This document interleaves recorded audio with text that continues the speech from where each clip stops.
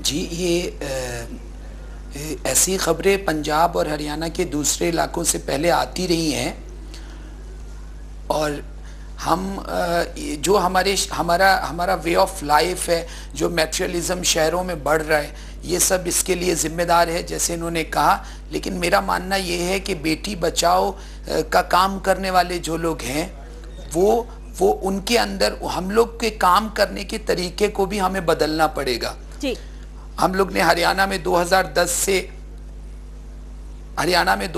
से हम लोग ने पूरे देश के बेटी बचाओ कार्यकर्ताओं को इकट्ठा करने की एक मुहिम शुरू की है, जिसमें 2010 में और 2011 में हम लोग ने ये कार्यक्रम किया। तो हम लोग को भी काम करने का अपना तरीका बदलना होगा। आप सिर्फ बेटी को बचा लेंगी, लेकिन जब वो 16 साल, 20 साल, 21 साल की होती है तो ऑनर किलिंग के नाम पे उसको मार दिया जाता है। फिर और बड़ी होती है तो दहेज के नाम पे मार दिया जाता है।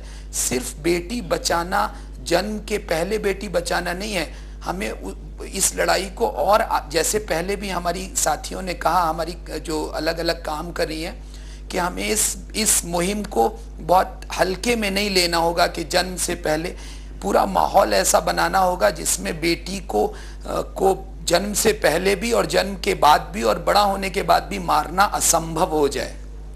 जी, हमारे साथ फैजल जी, हम आपके पास वापस आएंगे। ज्योति सहगल जुड़े हुई हैं, एक्टिविस्ट, उनसे भी करेंगे बात।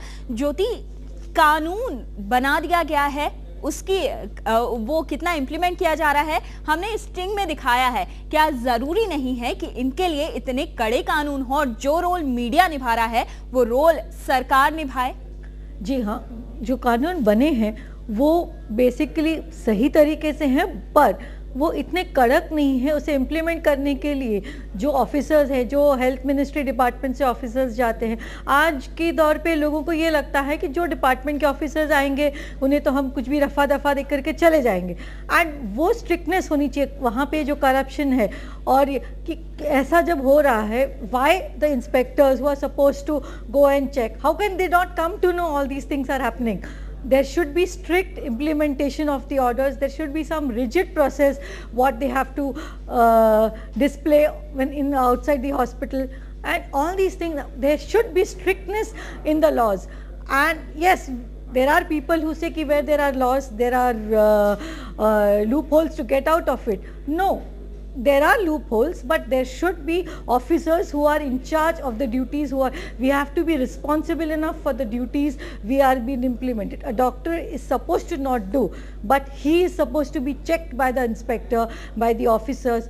They also should know their duties, that how they have to carry on with their duties. And if they also do these things properly, I don't think any doctor or anybody would be very successful in it, because the basic concept of a doctor also would be to make money.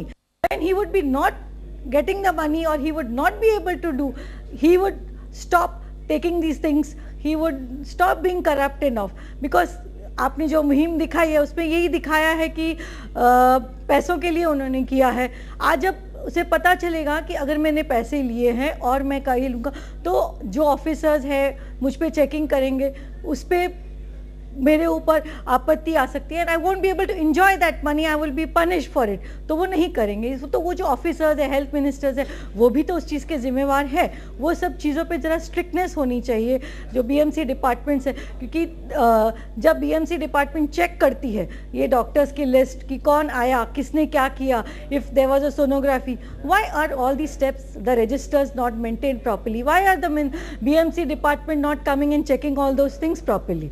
That has to be done. जी, हमारे साथ ज्योति, हम आएंगे वापस आपके पास, लेकिन हमारे साथ स्वाति जुड़ी हुई है, उनके साथ कोनिका लाल खास मेहमान हमारी जुड़ी हुई हैं। स्वाति, एक बेहद अहम बात यहाँ पर ज्योति जी ने कही है कि इस तरह की प्रॉपर एक चेन होती है, ऐसा नहीं किसी को नहीं पता होता है, और बाकायदा जो डॉक्टर्स होते हैं उन्हें पता है कि इसके बाद क्या होगा, लेकिन उसके बाद वो नहीं सुधरते और ये काम इसी तरह चलता रहता है। सवाल उठता है कि ऐसा नहीं है कानो कान किसी को खबर नहीं होती और इस तरह का धंधा आराम से चलता है। खबर होती है तभी जो पति पत्नी होते, वो यहाँ पर पहुंचते हैं और इस तरह की घटनाएं होती हैं। ऐसा नहीं है कि खबर नहीं होती, सबको जानकारी होती है और कहीं ना कहीं उंगलियां उठ रही हैं अब सरकारी तमाम अफसरों के ऊपर, सरकारी विभागों के ऊपर। जी बिल्कुल रचना, और जैसे कि विभूति जी ने पहले कहा, ये तो और भी ज्यादा इस बात को पुख्ता कर देता है कि अगर 88 में ही महाराष्ट्र में ये कानून लागू हो गया था और 94 में उसके बाद पूरे देश में लागू हुआ, तो महाराष्ट्र में जिम्मेदारी भी अधिक है कि इसे सख्ती से इसका पालन किया जाए। कुनिका हमारे साथ है, उनसे बात करते हैं। कुनिका जी, जैसे कि फैजल जी ने बताया कि आज तो आप बेटी को बचा लेंगे, कल लेकिन औरंगजेब के नाम पर उसे मार दिया जाएगा, क्या आप मानती हैं कि यही कह रही थी मानसिकता की बात जो है फैजल साहब ने जो कहा, देखिए बच्ची पैदा होती है तो पहले सोचा जाता है कि अब इसकी शादी करनी पड़ेगी, दहेज देना पड़ेगा। आप सिंपल सी चीज देखिए, आज हमारे देश में क्या हो रहा है, हमारे स्टेट में स्टेट वुमेन्स काउंसिल का कोई हेड ही नहीं है। मतलब आपको कोई फिक्र नहीं कि औरतों को तकलीफ हो तो कहाँ जाएंगे। एक हमारी आई थिंक अभी आपके पैनल में भी रहेंगी Nirmala ji, she was heading it और वो बहुत अच्छा चलाती थी। अब कोई इंटरेस्टेड नहीं है वो पोस्ट लेने के लिए, that is one thing. Secondly 50% women's reservation, I know this is going थोड़ा सा ऑफ ट्रैक जा रही हूँ, लेकिन 50% विमेंस रिजर्वेशन के लिए या 33% विमेंस रिजर्वेशन के लिए कितना टाइम लगे अभी तक पास नहीं हुआ। जब मंत्रियों को मेंबर्स एमपीज को अपना सैलरी बढ़ाना था तो फटाफट 2 मिनट में हो गया था, लेकिन 33% रिजर्वेशन को उनको कराने के लिए लॉ पास करने के लिए कितने टाइम लगे। एक बायस्ड नेचर है ये, और इट्स सो सैड कि जो स्टेट्स में ऐसा हो रहा है उन्हीं की सरकारें हैं। जैसे यूपी के स्टेट में भ्रूण हत्या ज्यादा होती है, राजस्थान में उन्हीं की सरकार, उन्हीं के लोग इसके खिलाफ कर, मतलब they are not letting this laws being passed. तो I am telling you that even the parents जिन्होंने जो यहाँ पे आए हैं इस भ्रूण मतलब सेक्स डिटर्मिनेशन टेस्ट के लिए, उनके ऊपर भी बिल्कुल कड़क से कड़क कार्रवाई की जाए, और ताकि इसके आगे लोग कांपे ये सोचने के लिए कि भाई हम जा रहे हैं टेस्ट सेक्स डिटर्मिनेशन के लिए, हमारे ऊपर क्या होगा। और जैसा आपने कहा कि बीएमसी के जो हेल्थ ऑफिसर्स हैं, आप हेल्थ हमारे स्टेट के हेल्थ मिनिस्टर से पूछिए वो क्या करने वाले हैं, and make this an example कि ये ऐसा थाने में आप लोग ने पकड़ा और ऐसा हुआ, और इसको आप बंद मत कीजिए, क्योंकि ये हेडलाइंस हो गया, आप you got I balls, everybody is very listening, सब आ गए पैनल पे, उसके बाद बंद मत कीजिए। ये प्रॉब्लम आश्वासन आपको भी देते हैं और जो दर्शक देख रहे हैं उन्हें भी देते हैं कि टीवी9 इस मुहिम को लगातार बिल्कुल चलाता रहेगा। काम्या हमारे साथ है। काम्या, जैसे कि विभूति जी बता रही थी कि आजकल डॉक्टर्स बड़े स्मार्ट हो गए हैं, कोड वर्ड का इस्तेमाल करते हैं, आप वहां मौजूद थी, आपने खुद ये स्टिंग ऑपरेशन किया है, आपसे जानना चाहेंगे कि कितना कोड वर्ड का इस्तेमाल इस डॉक्टर ने किया था, किस तरह के हाव भाव इनके रहते हैं और कितने स्मार्टली इन्होंने आपको भी स्कैन किया। क्या कभी शक हुआ इस डॉक्टर को कि आप एक रिपोर्टर हैं वहां पर? जी स्वाति, बताना चाहूँगी ये डॉक्टर इतना शातिर था। जब हम पहले दिन कल जैसे हम वहाँ पे पहुँचे थे, इस बारे में जब हमने बात करनी चाहिए तो डॉक्टर ने पहले हमें ही ग्रिल करना शुरू कर दिया कि क्या आपको पता है, आपको इसके बारे में जो लॉ है आपको पता है कि आपको 3 साल की जेल हो सकती है। हमने सारी बात मानी कि हाँ ये सारी बातें सही है और हम जानते हैं, फिर भी हम ये जेंडर टेस्टिंग कराना चाहते हैं। धीरे धीरे डॉक्टर ने अलग अलग करके लोगों को ग्रिल किया। जिस महिला को गर्भपात कराना था उसको वो अलग से अंदर लेकर गया। जब वहाँ पे उस महिला से बात करके उसे सेटिस्फेक्शन हुई कि नहीं, कहीं ना कहीं इन्हें जेन्युइनली ये अबॉर्शन करवाना है, जब वो सेटिस्फाइड हो गया सारी चीज़ें पूछने के बाद, उसके बाद वो धीरे धीरे खुलना शुरू हुआ। और खुलते ही उसने सबसे पहली बात कही वो थी पैसे की। उसने सबसे पहली बात कही है कि क्या आप जानते हैं कि इसका मार्केट में रेट कितना है। जब हमने ये पूछा कि आप बताइए, हम नहीं जानते इसका मार्केट में रेट कितना है, तो उसने जो रेट बताया वो थे 60 से 70 हज़ार रुपये। जब इतना अमाउंट सुनकर हमने ये कहा कि इतना तो अफोर्डेबल नहीं है, तो उसने कहा तो आप उल्टे पैर लौट जाइए, ये फिर मेरे लिए पॉसिबल नहीं होगा, या तो आप पैसे जमा कीजिए और आज ही सारा काम करवा कर जाइए। जब बार्गेनिंग करते करते वो 30,000 तक आया, उसके बाद पे उसने सीधा ये कहा कि आप यहाँ से बाहर पैर नहीं रख सकते जब तक कि आप एडवांस अमाउंट आज नहीं दे देते। पहले तो उसने एडवांस अमाउंट से भी पहले ये बात कही कि आप 30 के 30,000 आज जमा कीजिए और आज ही सारा काम करवाकर तो ही आप यहाँ से लौट सकते हैं। जब हमने ये कहा कि हमारे पास इतने पैसे नहीं हैं, तो उसने एडवांस अमाउंट रखने की बात कही। तो कहीं ना कहीं ये चीज़ शो कर रही थी कि मार्केट में किस तरह से ये चीज़ें रेट फिक्स्ड है, और सिर्फ ये एक अकेला डॉक्टर नहीं, और थाने जैसे वो थाने का एक बहुत पॉश इलाका है जहाँ पर वो नर्सिंग हाउस है। इतने पॉश इलाके में इस तरह से जो डॉक्टर जैसे ये काम कर रहा है अबॉर्शन का या जेंडर टेस्टिंग का, उसने कोई कोड वर्ड तो नहीं इस्तेमाल किया, लेकिन वो बहुत कम टाइम ये चीज़ें अपने मुंह से निकालना चाह रहा था। जैसे कि आपने स्टिंग ऑपरेशन में सुना होगा, उसने अपने मुंह से बहुत देर बाद कबूला कि हाँ लड़की है। उसने बार बार एक बात रिपीट करनी चाहिए थी कि क्या आप अभी भी कंफर्म करना चाहेंगे, क्योंकि रिपोर्ट नेगेटिव आई है, तो क्या आप अभी भी कंफर्म करना चाहेंगे। जब वर्ड ही था, वो ये कहने की कोशिश कर रहा था कि आप जो जानना चाहती हैं वैसा नहीं है, आपको लड़की होने वाली है। जी जी स्वाति, बिल्कुल। जब हमने कहा कि हमें नहीं समझ आ रहा, बताइए क्या लड़की है, तब जाकर उसने कहा कि हाँ लड़की है।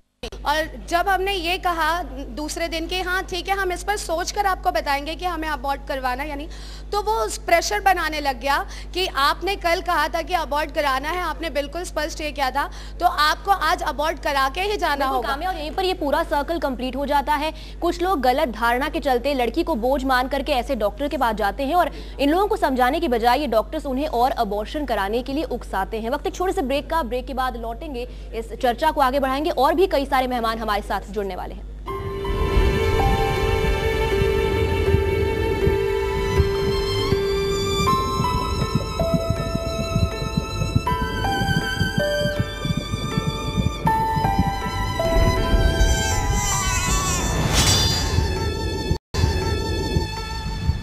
चलिए, ब्रेक के बाद आप सभी का एक बार फिर से TV9 पर स्वागत है। TV9 में हम आपको दिखा रहे हैं वो स्टिंग ऑपरेशन, वो खबर जो सभी को हिलाकर रख देगा। जी हां, कन्या भ्रूण हत्या जो है अब वो किस कदर मेट्रोपॉलिटन सिटी में भी अपनी तमाम कन्या भ्रूण हत्या पैर पसारती जा रही है, इस तरह के पूरे काम, और इसमें बाकायदा साथ दे रहे हैं डॉक्टर्स। जी हां, बड़े बड़े नर्सिंग होम में इस तरह का धंधा धड़ल्ले से चल रहा है, लेकिन सरकार जो है वो शायद आंख मूंदे बैठी है। चलते हैं सीधे दिल्ली, हमारे साथ फैसल खान जुड़े हुए हैं, बेटी बचाओ आंदोलन से भी जुड़े हुए हैं। फैसल, आप बात कर रहे थे सिर्फ कन्या भ्रूण हत्या, कोख में जब मार दिया जाता है और बेटी अगर कल को पैदा भी हो जाती है, ऐसी हालत में भी उसकी स्थिति कुछ अच्छी नहीं होती। तमाम तरह के मामले उसके जवान होने और बुढ़ापे तक सामने आते रहते हैं। क्या आपको लगता है कि जब खासतौर पर अगर हम कन्या भ्रूण हत्या की बात करें तो माता पिता पर भी सख्त से सख्त कार्रवाई जो है उसके लिए कानून की कमी हमारे देश में? नहीं, माता पिता के, मैं तो कहता हूँ पिता पे ज्यादा होना चाहिए। माता तो खुद पहले से ही इस कंडीशन में नहीं होती है कि वो हमारे देश में हम देखते रहते हैं महिलाओं के साथ। आप दिल्ली में देखिए, रात में शाम में किसी लड़की का अभी भी निकलना बहुत ज़्यादा सिक्योर वो नहीं समझती है अपने को, ना उसके घर वाले।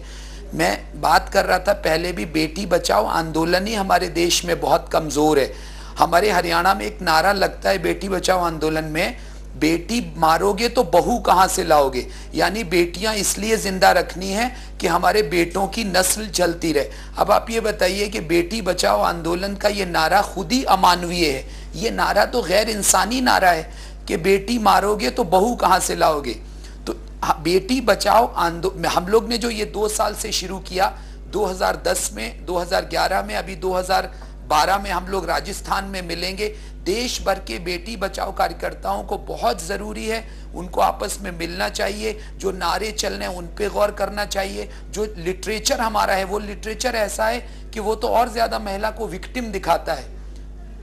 हरियाणा में एक चिट्ठी बेटी बचाओ के नाम पे कुछ संगठन निकालते हैं कि माँ मुझे मत मारो, मैं चूड़ी आपसे नहीं मांगूंगी, मैं आपसे ये नहीं मांगूंगी।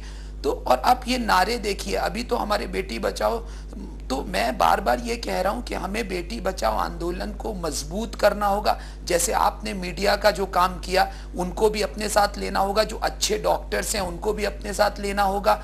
और ये लड़ाई सिर्फ ऐसे नहीं, ये कानून, ये जो PNDT की जिसकी बात हो रही है, इसमें इतनी मामूली सजा है और सिर्फ 3 साल के लिए उसका लाइसेंस जब्त होता है, तो उस पे कोई असर नहीं पड़ता है। तो इस कानून को भी मजबूत बनना चाहिए। जो सरकार की तरफ से जो काम हो रहा है उसको भी सही, उसका इम्प्लीमेंटेशन जैसे कहा सही होना चाहिए। और हम लोग जो बेटी बचाओ के कार्यकर्ता, जो बेटी बचाओ का काम कर रहे हैं, इनको भी अपने काम का पुनर्मूल्यांकन करना चाहिए कि हमारा काम किस दिशा में जा रहा है और उसके साथ ये सब भी होता जा रहा है। जी बिल्कुल फैसल जी, अगर बेटी बचाओ आंदोलन जो तमाम जगहों पर चल रहा है उसके लिए नारे दिए जाते हैं कि बेटी मारोगे तो बहू कहां से लेकर आओगे, यानी वंश चलाने का सिर्फ एक जरिया माना जाता है उन तमाम जगहों पर ही। चलिए हम आपको दिखाते हैं वो तस्वीरें जब छापेमारी की कार्रवाई की गई है। ये तस्वीरें हम आपको दिखाएंगे जरूर। छापेमारी की कार्रवाई के बाद टीएमसी